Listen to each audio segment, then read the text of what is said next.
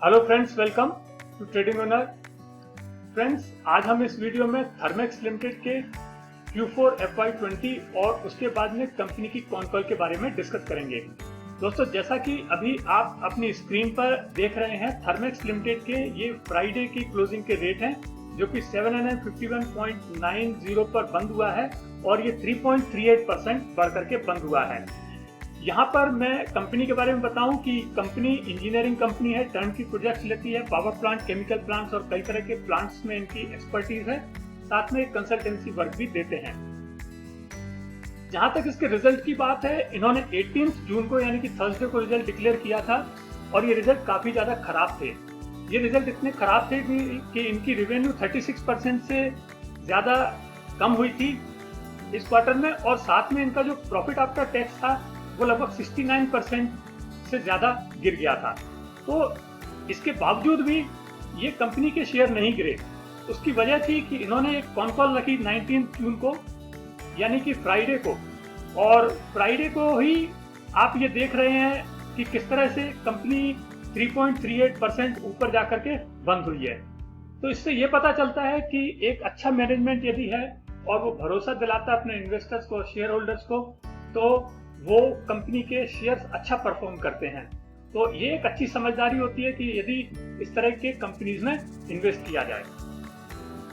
हम इस कंपनी के कॉन कॉल को शुरू करने के पहले हम इसके क्वार्टरली रिजल्ट्स के बारे में भी बात करेंगे, लेकिन उसके पहले हम थोड़ा सा एक टेक्निकल एनालिसिस देख लेते हैं कि टेक्निकली इस कंपनी के शेयर्स क्या कह रहे हैं। तो जैसा कि आपको मालूम है, थर्मेक्स लिमिटेड दुनिया के कई देशों में काम करती है। इनके कई देशों में प्लांट्स हैं और कई देशों में इनके काम चल रहे हैं। और जैसा कि आपको मालूम है कि कोविड-19 की प्रॉब्लम इंडिया में तो मार्च के बाद में आई है, लेकिन अदर कंट्रीज में, खासकर यूरोप में, ये जनवरी एंड से और फरवरी स्टार्टिंग से आ गई थी। तो यहाँ पर आप देखेंगे कि इन्होंने फरवरी के स्टार्टिंग से ही इनके जो शेयर थे वो नीचे जाने लगे थे और 1100 से जाकर के ये नीचे लगभग 600 के करीब ये आ चुके थे। उसके बाद में ये जो शेयर्स हैं इसके वो लगभग फ्लैट चल रहे हैं और लगभग 700 से 750 की रेंज में ये लगभग 2-3 महीने से चल रहे हैं और इंतजार कर रहे थे इसके रिजल्ट का। लेकिन जब ये रिजल्ट आए, बहुत ज्यादा खराब रिजल्ट आए, लेकिन कंपनी ने अपने इन्वेस्टर्स को भरोसा दिलाया था कि वो 19 को यानी रिजल्ट के दूसरे दिन कॉन कॉल करेंगे, और उसकी वजह से यदि आप इस कंपनी के चार्ट को क्लोजली देखेंगे तो आप देखेंगे कि जिस दिन इनका कॉन कॉल हुआ उस दिन ये कंपनी ने एक अच्छी खासी बढ़त दिखाई। यहाँ पर आप देख सकते हैं कि लगभग 8% तक ये बढ़ा था और उसके बाद में 3.38% पर ऊपर जाकर के बंद हुआ है और ये 50 डेज मूविंग एवरेज के ऊपर जाके बंद हुआ है। एक नजर हम इसके RSI पर डालते हैं तो यहाँ पर आप देखेंगे कि इसका RSI ऊपर की ओर पॉइंटेड है, 58.96 पर है, यानी कि ये अभी एक स्ट्रॉन्ग मोमेंटम में है और यहाँ पर ये ऊपर जा सकता है। अब एक नजर हम डालते हैं इसके स्टॉकिस्टिक मोमेंटम पर।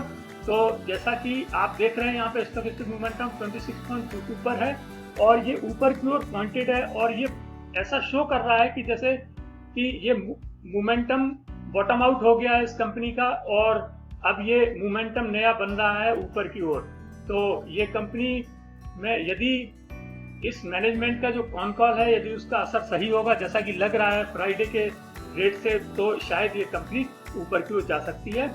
आप इस वीडियो को पूरा देखिएगा और यदि आपने अब तक हमारे चैनल को सब्सक्राइब नहीं किया तो प्लीज हमारे चैनल को सब्सक्राइब कीजिएगा और बेल आइकन को प्रेस कीजिए। हम बात करते हैं इसके रिजल्ट की। तो सबसे पहले हम इसका रिजल्ट लेते हैं। जैसा कि आप देख रहे हैं, इनका रेवेन्यू 2125 से गिर करके 1353 करोड़ पर आ गया है, यानी कि 36% से भी ज्यादा की इसमें गिरावट हुई है और इसने मार्केट एक्सपेक्टेशन को मिस किया है। यदि एबिटा की बात करेंगे, 222 करोड़ से गिर करके 94 करोड़ पर आ गया है, लगभग 58% की इसमें गिरावट आई है और ये भी मार्केट एक्सपेक्टेशन को मिस किया है। रही प्रॉफिट की बात, जैसा कि मैं आपको बता रहा था 69% से ज्यादा ये गिरा है और 127 करोड़ से गिर करके 39 करोड़ रह गया है और इसने भी मार्केट एक्सपेक्टेशन को बीट किया है। जहां तक कंपनी की एक अच्छी खबर है कंपनी की, वो ये है कि कंपनी ने अपने शेयर होल्डर्स को 7 रुपए पर शेयर का डिविडेंड देने की घोषणा की है अपने एनुअल रिपोर्ट में। अब हम देखते हैं इसका रिजल्ट एनालिसिस और जो इन्होंने कॉन कॉल में दिया है, तो हम इसका बारी बारी से डिस्कशन करेंगे। हमने इसको 4 पार्ट्स में लिया है क्योंकि ये कंपनी एक प्रोजेक्ट कंसल्टेंसी वाली कंपनी है, तो हम इसके ऑर्डर को भी देखेंगे, ऑर्डर बुक को देखेंगे, रेवेन्यू को देखेंगे, इसके प्रॉफिट को देखेंगे और इनके गोल्स को देखेंगे, यानी कि मैनेजमेंट की कमेंट्री को देखेंगे। तो सबसे पहले हम देखते हैं इसकी ऑर्डर बुक को। तो जहां तक ऑर्डर बुक की बात है, कंपनी का ये कहना है कि ये 1157 करोड़ से 952 करोड़ रह गए हैं, तो काफी ज्यादा गिरावट हुई है ऑर्डर बुक में। और जो 594 करोड़ के जो इंडिया के जो प्रोजेक्ट्स थे, उसमें से 488 करोड़ से ये 358 करोड़ रह गए हैं। और यदि हम इसकी ऑर्डर बुक की बात करें कि इन्होंने कितने ऑर्डर कर लिए हैं और कितने ऑर्डर इन्होंने एनुअल बेसिस पर किए हैं, तो सालाना बेसिस पर इनका 5770 करोड़ से घट करके ये 5490 करोड़ रह गया है। ये है एनुअल बेसिस पर। और यदि इसके बैलेंस ऑर्डर की बात करें तो बैलेंस ऑर्डर भी 5370 से घट करके 5238 करोड़ रह गया है। तो ये इसमें आप देख रहे हैं कि ऑर्डर बुक में लगातार कमी आई है, क्वार्टरली बेसिस पर भी और एनुअल बेसिस पर भी। अब एक नजर हम डालते हैं इसके जो ऑर्डर्स हैं उनके वो किस किस सेगमेंट में है।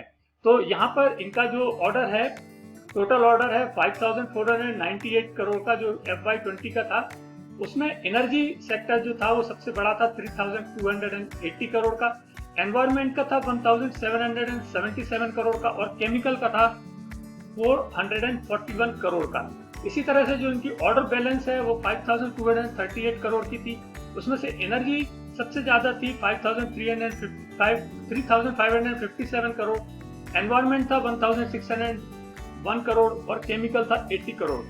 और यदि जियोग्राफिकली बात करें तो इनका जो डोमेस्टिक ऑर्डर्स थे वो 3795 थे, जबकि जो एक्सपोर्ट थे या बाहर जो काम हो रहा है वो था 1493।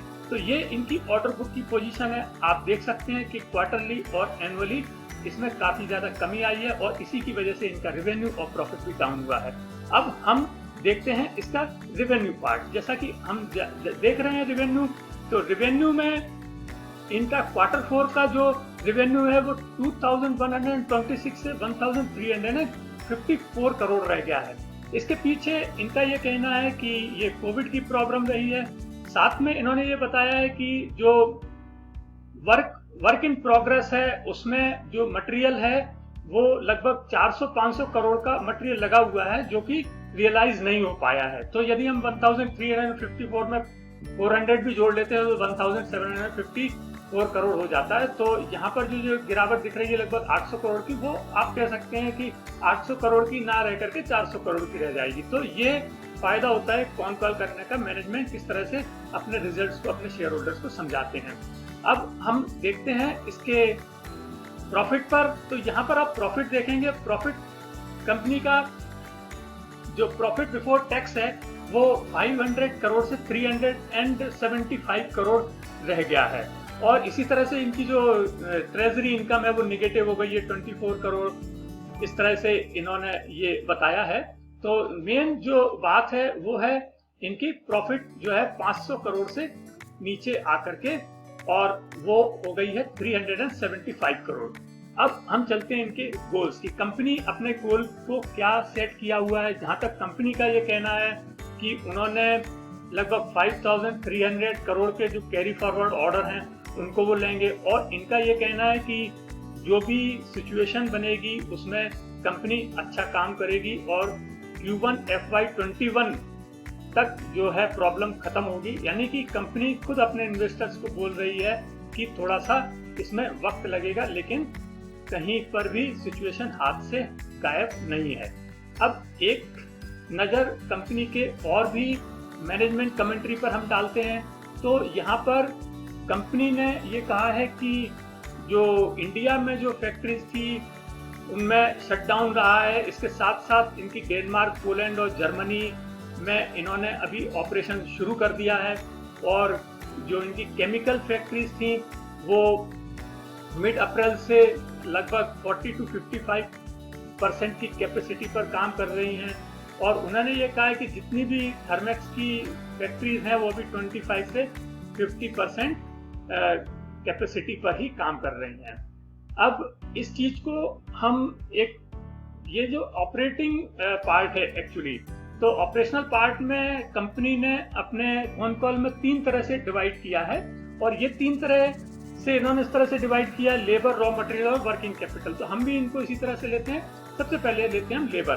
तो इन्होंने कहा है कि लेबर जो है इसमें इनको बहुत ज्यादा प्रॉब्लम इसलिए नहीं आई है क्योंकि इनके पास कॉन्ट्रैक्ट लेबर नहीं है और जो भी लेबर हैं वो इनके खुद के लेबर हैं। रही बात ये कि जो एमएसएमई सप्लायर्स हैं जो इनको गुड सप्लाई करते हैं या फैब्रिकेशन करके देते हैं या कुछ और तरह से सर्विस करके देते हैं, वहां पर से इनको प्रॉब्लम हो सकती है, लेकिन ये उसमें कुछ कर नहीं सकते हैं।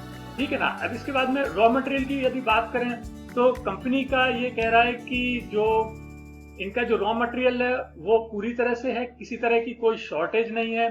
साथ में कंपनी ने कहा है कि इनको जो 3500 करोड़ के ऑर्डर हैं उसके लिए इनको कुछ उन्होंने परचेजेस किए हैं, इन्होंने 3500 करोड़ की परचेजेस की हैं। और इनके जो आउटस्टैंडिंग ऑर्डर हैं 154 करोड़ के, तो इनको ये पूरा करेंगे सबसे पहले। इसके अलावा इन्होंने चाइना का जो बेनिफिट है, बेनिशमेंट फ्रॉम इंडिया बेनिफिट्स, तो इसको भी वो देखेंगे कि किस तरह से अपॉर्चुनिटी ली जाए लोकली, क्योंकि बहुत सारी कंपनीज जो हैं वो चाइना से काम नहीं करवाएंगी, तो ये उसमें अपना कुछ दखल देने की कोशिश करेंगे, तो यहाँ पर भी उनको फायदा हो सकता है। अब बात करते हैं अंत में रॉ मटेरियल की। तो कंपनी का ये कहना है कि इनका जो वर्किंग कैपिटल है वो 200 करोड़ हो गया है, और जबकि लास्ट ईयर ये था, ये 128 करोड़ था, तो इसमें इन्होंने एक रिडक्शन देखा है। और जहां तक इनकी एफएक्स एक्सपोजर की बात करें, फॉरेन एक्सपोजर की बात करें, तो इसमें 15 करोड़ का फॉरेन एक्सपोजर है और इसमें इनको एमटीएम लॉस हो सकता है। तो ये था थर्मेक्स Q4 FY20 का कॉन कॉल। आपको ये वीडियो कैसा लगा? यदि आपको वीडियो अच्छा लगा हो तो इसे लाइक कीजिएगा और शेयर कीजिए। और यदि आपने अब तक हमारे चैनल को सब्सक्राइब नहीं किया है तो प्लीज हमारे चैनल को सब्सक्राइब कीजिए। Thank you.